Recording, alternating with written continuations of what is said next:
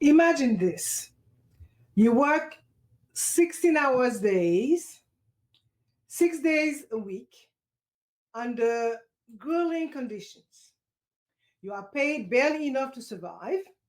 On top of that, you endure racial discrimination at every turn, knowing that no matter how hard you work, financial security seems impossible.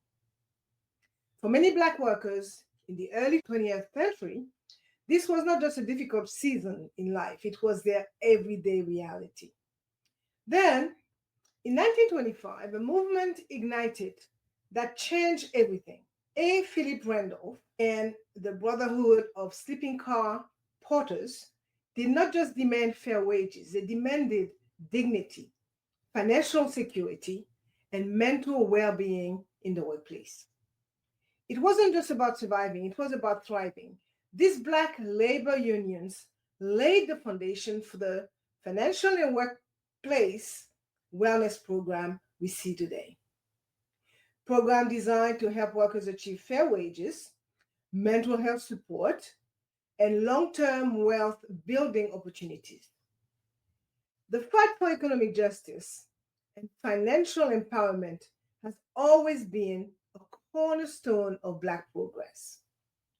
The resilience, leadership, and advocacy of Black labor unions paved the way for many of the financial and workplace protections we often take for granted today. But here's the real question. If Black labor unions pioneered financial wellness in the workplace nearly a century ago, why do we still see so many workers, especially Black professionals, struggling with financial stress and economic barriers today? The truth is, many of the same issues remain: financial insecurity, workplace discrimination, and the pressure of navigating professional spaces that were not built with us in mind. And while today's workforce may have resources like employer-sponsored retirement plans, mental health initiatives, and employee resources, ERGs, these benefits do not always reach those who need them most. So, what lessons can we learn from the Black labor unions of the past to ensure financial and mental well-being in today's workspaces? Welcome to the Merging Life and Money Show, where we discuss the practical and emotional sides of financial wellness. If you have ever felt overworked, underpaid, or financially unprotected at work, this episode is for you. I am your host, Marie-Jo César, and today we will uncover how Black labor unions not only fought for economic justice, but also laid the groundwork for financial wellness and mental health advocacy in modern workplaces. By the end of this episode, you will see workplace financial wellness in a completely different light and understand how you can advocate for financial dignity in your own professional space. We honor not just civil rights leaders, but also the unsung heroes who reshaped the economic landscape for Black workers. Their fight was not just about wages, it was about dignity, it was about security and mental well-being, as I mentioned before. Financial wellness in the workplace is often reduced to numbers: salaries, benefits, and retirement plans. But what good is financial security if it does not come with peace of mind? The Brotherhood of Sleeping Car Porters understood this long before corporate wellness programs existed. They knew that a paycheck without respect is not financial wellness. A job without security is not empowerment. And working without dignity is not success. So let's take a step back and explore how this influential Black labor union changed workplace wellness, not just in their time, but in ways that will still shape our financial well-being today. In 1925, Black porters working for the Pullman Company were some of the most overworked and underpaid employees in the country. They endured grueling 14 to 16-hour shifts, 6 or 7 days a week, with wages so low they depended on tips to survive. They also faced daily racism from passengers and supervisors. This was more than financial stress, it was psychological warfare. The Pullman porters had no voice. They could be fired for minor infractions. They had no pension, no overtime pay, and no job security. And yet, they were expected to serve with a smile, embodying the company's vision of Black workers as silent, obedient, and endlessly grateful for whatever scraps they received. Forming a union was about more than demanding higher wages, it was about reclaiming their humanity. When Philip Randolph stepped forward to organize these workers, he fought not just for fair pay, but also for their mental well being. He understood that financial security and self worth were deeply connected, an enduring lesson that still applies today. Some workers have unions fighting for severance and extended benefits, others are left completely vulnerable. They do not just negotiate salaries, they fight for job stability, reduced stress, and fair treatment. The Brotherhood of Sleeping Car Porters was one of the first Black led unions to prioritize financial wellness and mental well being. This is why the role of labor union is as relevant today as it was in 1925. When the Brotherhood of Sleeping Car Porters won union recognition in 1937, it was about more than wages. For the first time, these Black workers, long dismissed and mistreated, had a voice. This empowerment changed everything. Workers who once lived in fear now had the confidence to advocate for themselves. They no longer felt disposable, they felt valued. That confidence extended beyond the workplace. Porters became community leaders, role models, and advocates for Black economic justice. Contrast this with the thousands of workers receiving layoff notices today. Many will experience financial anxiety, loss of confidence, and feelings of powerlessness. Imagine knowing your paycheck is secure, your health care is covered, and your retirement is protected. You breathe easier, you sleep better, and you show up to work with less stress. That is what happened after the Brotherhood of Sleeping Car Porters won their contract in 1937. They finally had a livable wage job security protection from arbitrary firing and overtime pay. And guess what happened? Their stress level dropped, their mental health improved, and their productivity increased. Fast forward to today. One of the biggest contributors to workplace stress is financial instability. According to recent reports, a significant percentage of American workers say they do not have enough savings to cover an emergency expense. That means any unexpected job loss or layoff could lead to financial ruin. Again, we see this playing out with the layoffs happening across many industries. Many of these employees are suddenly realizing that their safety net is not as strong as they thought. Some are turning to labor unions for support, while others have no formal advocacy group to protect them. So when A. Philip Randolph organized the Brotherhood of Sleeping Car Porters, one of their key demands was reasonable hours. They knew that endless work with no rest was inhumane. So they fought for days off, fair scheduling, and the right to a personal life. Today, we talk about work life balance as a trendy corporate phrase, right? But in reality, it is a human right. Think about what happens when workers do not have balance. Long hours lead to exhaustion. Exhaustion leads to burnout, and burnout leads to physical and mental health breakdowns.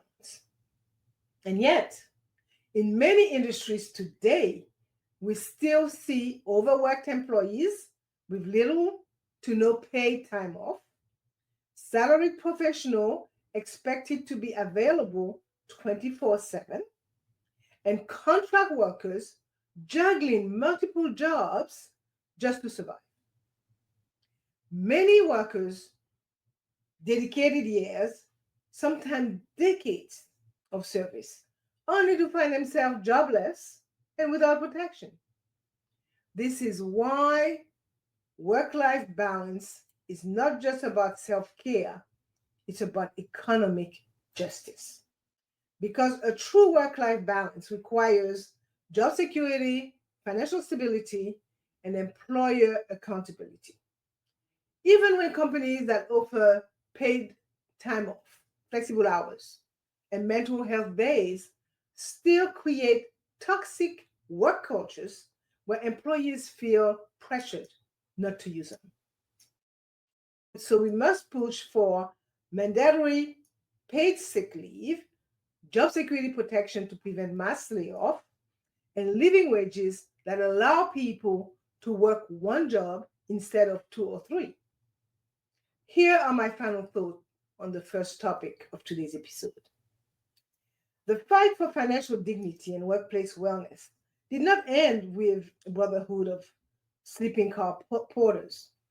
We see it today in the growing demand for mental health benefits, the push for financial wellness programs, the ongoing struggle for work life balance protection, and most importantly, we see it in the workers who continue to fight for economic security in the face of layoffs, exploitation, and financial instability.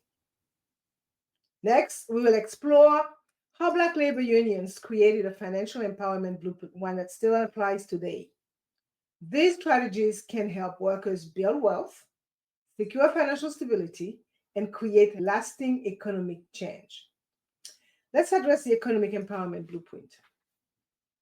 When we talk about financial empowerment in the workplace, it's easy to focus on the present, right? Retirement plans, stock options, financial literacy programs. But before these benefits were commonplace, Black labor unions were already fighting to secure them. So, how did their financial innovations shape workplace wellness as we know it? Long before financial wellness was a corporate buzzword, Black unions understood that financial education was key to economic mobility.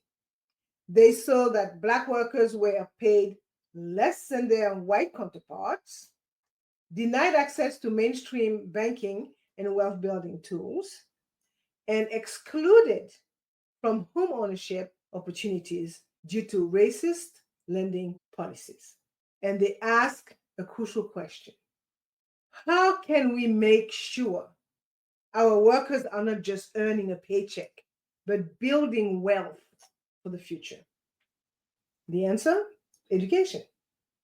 These programs taught porters how to budget and save effectively, how to invest in home ownership at a time when redlining made this nearly impossible, and the importance of life insurance and retirement planning. Randolph knew that a higher paycheck meant little if workers did not know how to use it to build long term stability. So the union not only fought for better wages, but also ensured that workers understood how to manage their money. And this was revolutionary. In the 1930s, Financial education was a privilege, largely reserved for the wealthy. Black workers, many of whom were first generation wage earners, had no access to mainstream financial planning resources. These union led financial literacy programs changed that. And today, we see echoes of this program in modern workplaces through employer sponsored financial wellness workshops, personal finance coaching offered as an employee benefit, and financial literacy training as part of diversity and inclusion initiatives. But here's the problem: many low wage and contract workers, especially those in industry where Black workers are overrepresented, still lack access to financial education. If financial literacy was essential in 1935, why are we still struggling with economic disparity today? Well, because financial education alone is not enough. Black Union understood that knowledge must be backed by real economic power. And this is where collective bargaining came in. So, how did unions fight for wages and benefits that supported financial security? Let me ask you this: would you rather have financial literacy classes or a guaranteed livable wage?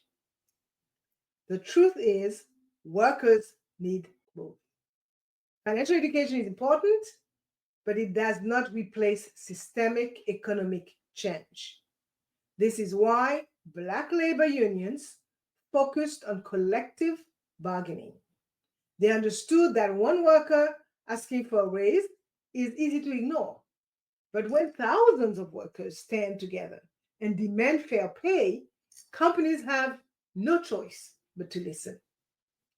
The Brotherhood of Sleeping Car Porters used collective bargaining to secure a higher wage so workers could actually build wealth, overtime pay so they were not exploited for free labor, and job security so workers could plan for their futures.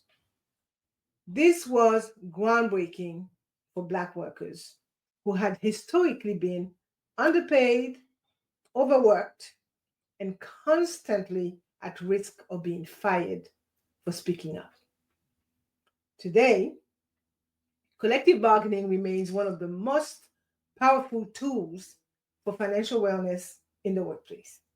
Yet, we are seeing a decline in union participation, leaving workers more vulnerable to stagnant wages, minimal benefits, and job insecurity.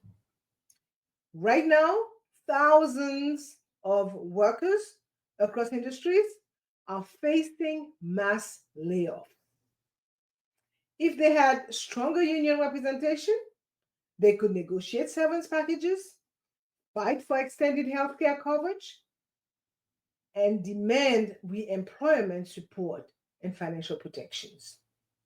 But without collective bargaining, many of these workers are left to fend for themselves.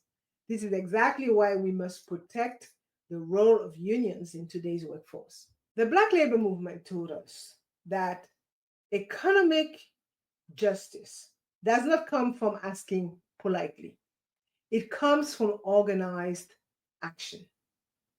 Imagine working hard your entire life only to retire with nothing. This was a reality for most Black workers before labor unions stepped in. Without pensions or retirement accounts, many were forced to work until they physically could not work anymore. The Brotherhood of Sleeping Car Porters changed this. They were one of the first Black-led unions to negotiate for employer-backed retirement savings, life insurance benefits, and disability coverage for injured workers. At the time, this was radical. Okay? Most Black workers had no access to company-sponsored pensions and were completely excluded from Social Security when it was first introduced in the 1930s. Union filled this gap by demanding that employers contribute to long-term financial security for their workers. And this was just the beginning. Today, we see the impact of these early efforts in employer match 401k programs, company sponsored life insurance policies, and disability benefits for employees. But once again, access is unequal. Many low wage workers today do not receive these benefits, just as Black workers were once denied pensions and insurance. Without these protections, today's workers face the same risks of financial instability in old age. If Black labor unions fought to establish retirement benefits for workers in the 1930s, why are so many workers still retiring in poverty today? Because economic empowerment requires constant advocacy. We cannot assume that just because retirement plans exist, they are accessible to all. Unions created the blueprint, but it is up to us to ensure that all workers, not just high earners, have access to financial security. Here are my final thoughts before the next segment. Black labor unions were not just fighting for wages, they were designing a system where Black workers could achieve true financial independence. They laid the groundwork for financial education programs, collective bargaining as a tool for economic justice, retirement and insurance benefits that protect workers long term. But the fight is not over. Today, we see growing economic insecurity, mass layoffs, and shrinking union power.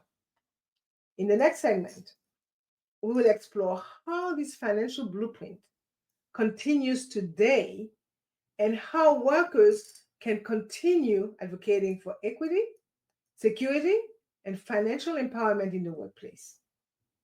The financial empowerment blueprint created by Black labor unions was not just about wages. It was about building long-term security, economic independence, and systemic protections for workers. Okay, so today we see the echoes of their fight in corporate financial wellness programs, employee resource group, ERGs, and wealth building benefit structures. However, we are facing new challenges that threaten this progress. This includes change in diversity and inclusion initiatives across both the public and private sectors. Some companies that once championed financial inclusion programs are scaling back. Okay? Funding for financial literacy programs aimed at Black and minority workers is diminishing, and advocates for workplace equity are facing new challenges. So let's examine how this legacy continues today and what workers can do to protect these financial gains. If you have a retirement plan, employee match 401k plan, or access to financial coaching at work, you have labor unions to thank. Before unions fought for these benefits, workers were left to fend for themselves in old age, denied access to pensions or employer-backed saving plans, and unable to afford financial advising services. Okay, so fast forward to today. Many companies now offer 401k retirement plans with employer contribution, debt management and saving assistance, and financial coaching as part of employee benefits. Sounds great, right? But here's the problem. Many workers, especially Black employees and those in lower wage jobs, are still left out. Some companies do not offer employee matched retirement plan at all. Others make financial coaching and wealth building resources available only to executives. And Black workers, on average, have significantly less retirement savings than their white counterparts due to years of wage gaps and fewer opportunities for employer backed wealth building. And now, with changes in financial equity programs, the fight for financial equity in corporate America faces new challenges. So, what can be done? Workers must push for more inclusive financial wellness programs, ensuring that all employees, not just executive, get access to retirement planning and financial coaching. And employers are held accountable for offering meaningful financial benefits that actually address disparities. Employee resource group empower Black professionals to fight for financial equity. They have become an important way for advocating financial wellness in the workplace. And they are groups within companies that bring together employees with shared backgrounds, interests, or identities to create support networks and push for workplace improvement. For Black professionals, those ERGs have been instrumental in pushing for fair pay policies and pay transparency, advocating for increased financial education and access to retirement benefits, and providing mentorship and guidance on wealth building strategies. But here are some current challenges. Many companies are adjusting their funding and support for ERGs. Some corporations are shifting the influence of ERGs, making it harder for them to push for financial wellness policies. And workers who speak up about financial disparity may face increased pushback as corporate America navigate discussions about racial economic inequities.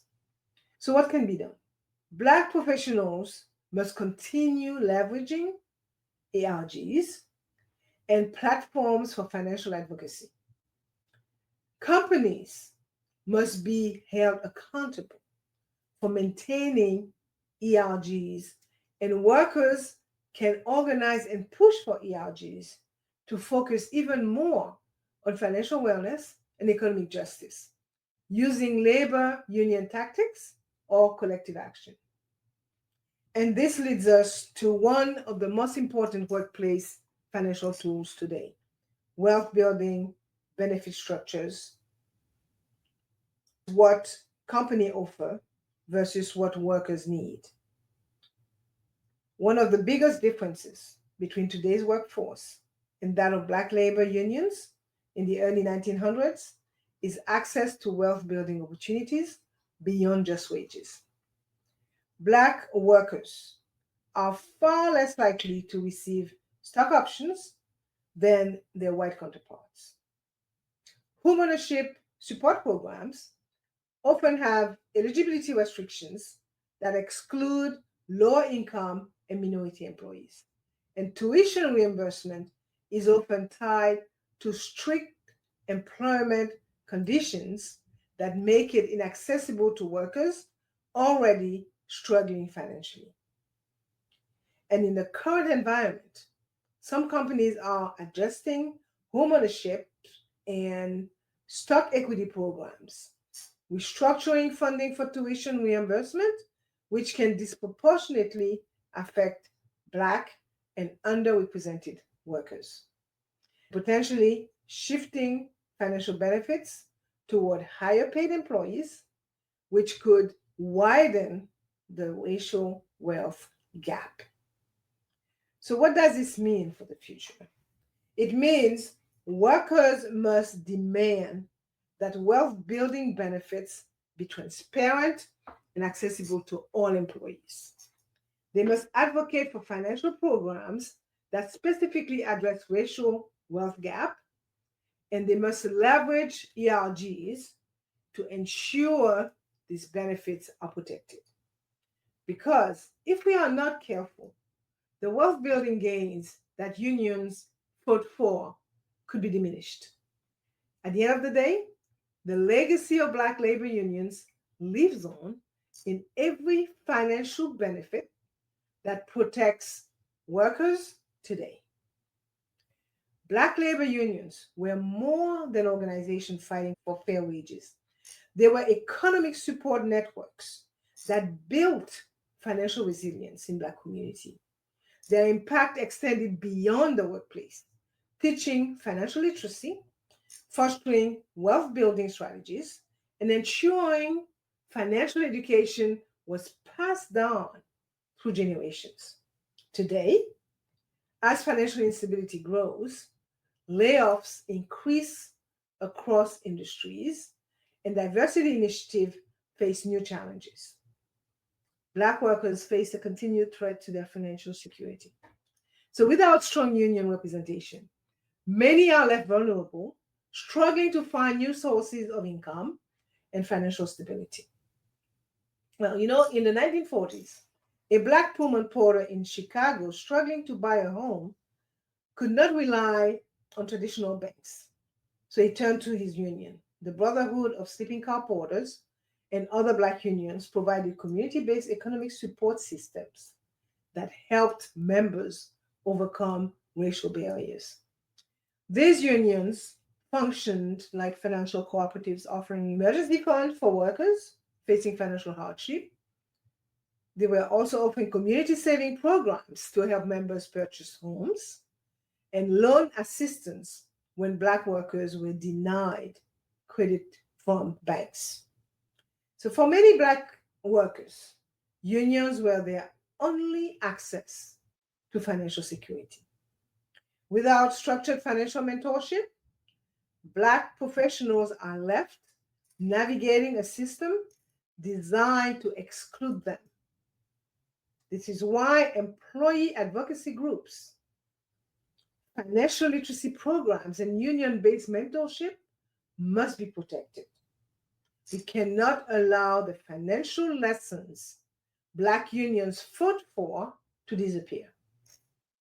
So Black labor unions did not just focus on immediate financial survival. They planned for multi-generational wealth building. Their financial education programs were designed to be passed down. They taught members how to write wills and estate plans to prevent wealth from being lost. They taught members how to invest in appreciating assets like real estate and use life insurance policies to build generational wealth. True economic power is not just about securing a single paycheck. It is about securing the financial future of entire families. But today, some initiatives that help Black workers build long-term financial security face new challenges. So, what needs to be done? We must return to the collective economic strategies that Black labor union pioneered. We need financial mentorship programs led by Black professionals. We need community-based savings programs to help Black families invest.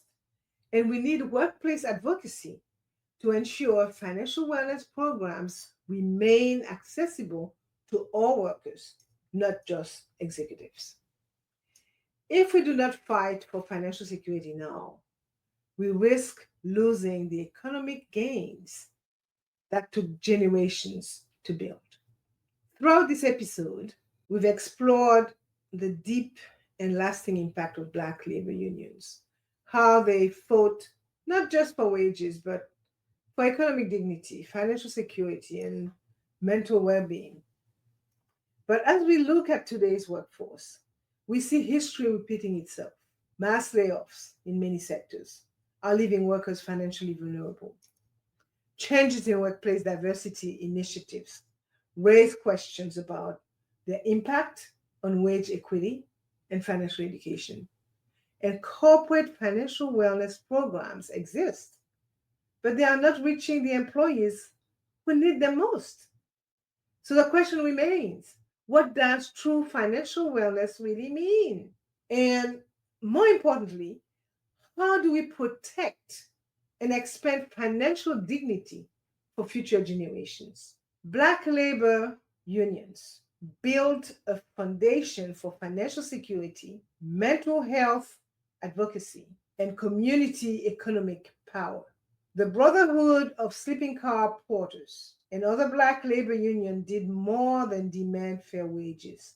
They built an economic foundation for Black workers and their families. They created financial education programs before corporate America recognized their importance. They fought for workplace protections that reduced stress and mental burnout. And they developed strategies to build intergenerational wealth, ensuring that Black communities could thrive beyond just a single paycheck. What they built is what we are still fighting to protect today. Financial wellness is not just about having money. It's about having control. It's about having stability. And it's about having the ability to build a future without fear. And that future requires constant protection. So without financial advocacy, today's workforce risks losing the very protections that unions fought for. As priority shifts, economic disparity could widen, pushing Black professionals even further behind. And without collective action, financial wellness will become a privilege for the few instead of a right for all. But here's the good news. Just as Black labor unions refused to accept economic oppression, we do not have to accept financial injustice today. The fight for financial dignity is not over. The same principles that Black labor unions championed, fair wages, financial education, community economic support, must guide us today. In the workplace, we must push for financial wellness programs that serve all employees, as I said before, not just executives. In our communities, we must continue financial mentorship to ensure the next generation has the knowledge to build wealth. And in corporate America, we must demand transparency in pay equity and leadership opportunities. Because when financial dignity is threatened, silence is not an option. And as Dr. Martin Luther King Jr. once said, the time is always right to do what is right. And the right time to protect financial dignity, economic justice, and workplace equity is right now. So if true financial wellness is not just about money, what is it then? It is the ability to earn a livable wage without fear of exploitation. It is having access to financial education that helps workers build long-term security.